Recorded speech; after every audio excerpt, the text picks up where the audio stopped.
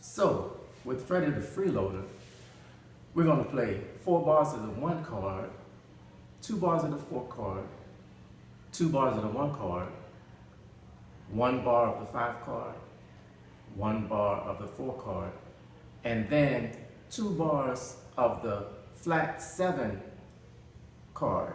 So in the key of C, the flat 7 is B flat, so we're going to play a B flat 7 for the last 2 bars of those 12 bars on the first time around. Then the second time around, we will play it just the general blues way, which is 4 bars of the 1 chord, 2 bars of the 4 chord, 2 bars of the 1 chord, 1 bar of the 5 chord, 1 bar of the 4 chord, and 2 bars of the 1 chord. Now, how are we going to learn to play this on our trumpets or trombones or whichever instrument that you're playing on? The first thing we're going to do is we're going to learn the tones of each of those chords. So these are all dominant 7 chords, and dominant 7 chords are 4-note chords. So there's 4 notes that you're going to have to learn. The first note that you should know is the root. So the root is also known as the 1 of the chord. So for example, if I said the root of the 1 chord, and we're in the key of C, then the root of the 1 chord is the note C. Also, if I said play the root of the 4 chord in the key of C, the 4 chord is F. So the root of the 4 chord is F. The root is the 1 of the 4 chord. The next note of the chord that we would practice is the thirds of each chord. So just like you would count the notes as you go up the scale, C is 1, D is 2, E is 3. So we're going to play the 3 of every chord. So when I say play the 3 of the C chord, you would play an E natural. And when I say play the 3 of the 4 chord, you would play an A natural, and so on. After we master the thirds, then we're going to get to the fifths. So the fifth is 1, 2, 3, 4, 5 of a chord. So the note that would represent the fifth of the 1 chord, if we're in the key of C, C is the 1 chord, the root of the 1 chord is C, and the fifth of the 1 chord, or the 5 of the 1 chord, is 1, 2, 3, 4, 5, C, D, E, F, G.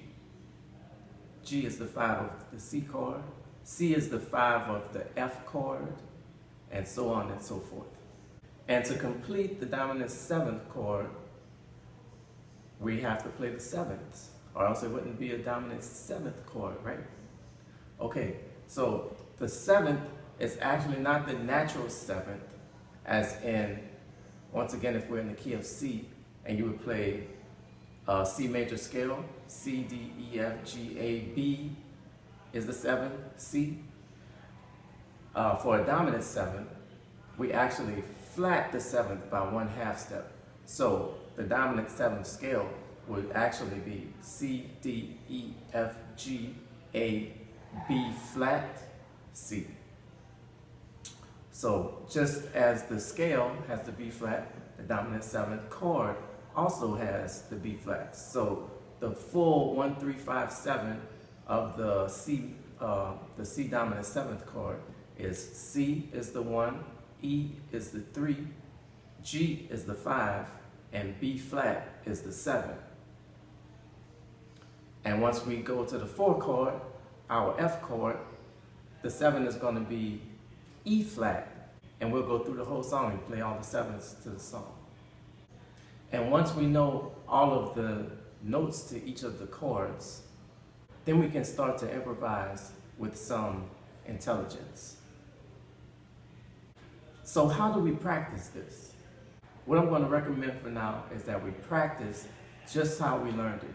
First, we'll go through a chorus just playing the roots.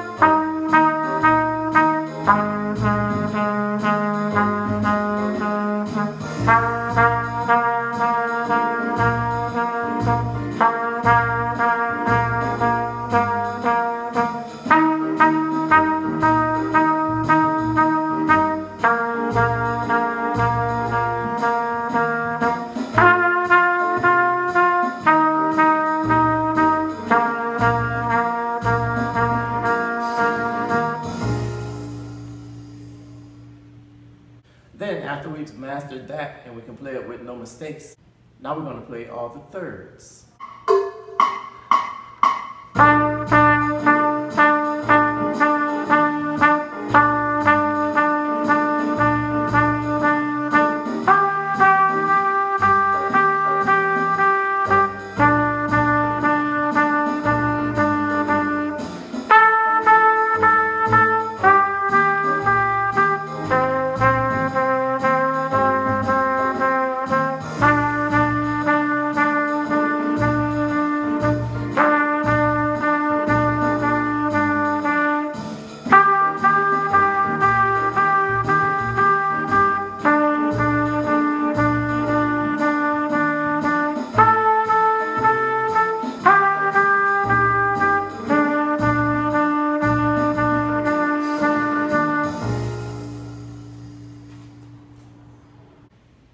Once we've mastered the thirds, and we can play the thirds without making mistakes, then we're going to move to the fifths, and we're almost home.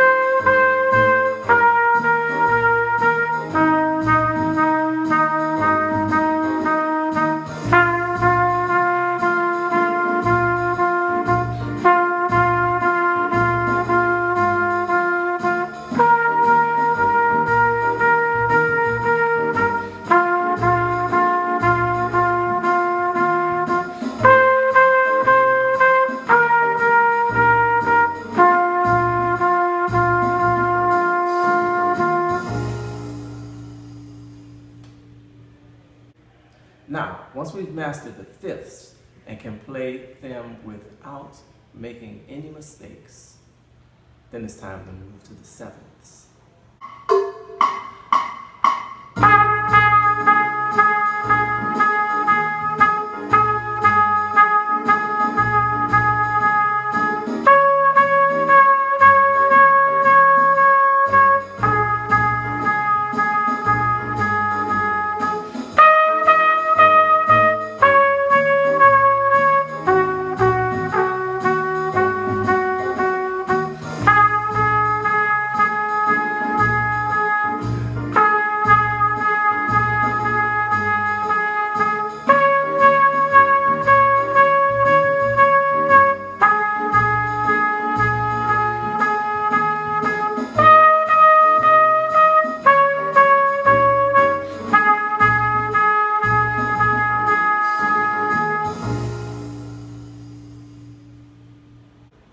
Now, we've mastered the roots, the thirds, the fifths, and the sevenths. Now it's time to put it all together. But don't do this until you've mastered the first 4 examples. Now we're going to play one beat of each. We'll play root 3, 5, 7 on each measure, on each beat of each measure. I made it more complicated than it sounds. I'll just play it so that you can get it.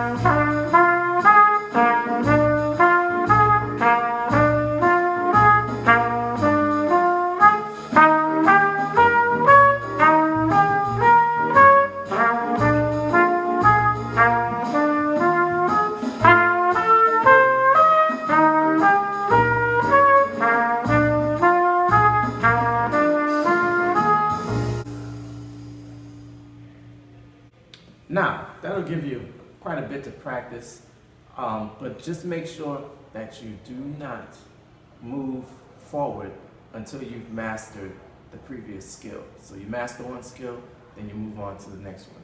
Also remember that music is supposed to be fun.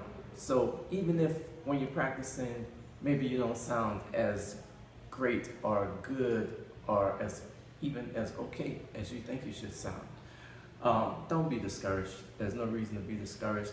If you're having an uncomfortable time with the material, that means that you're actually practicing. If you sound good when you're practicing, then it's time to practice some more difficult material. Not drastically more difficult, just a little more difficult. You want to remain in a slightly uncomfortable state with the material that you're practicing. So, with all that being said, I'll see you in the next video.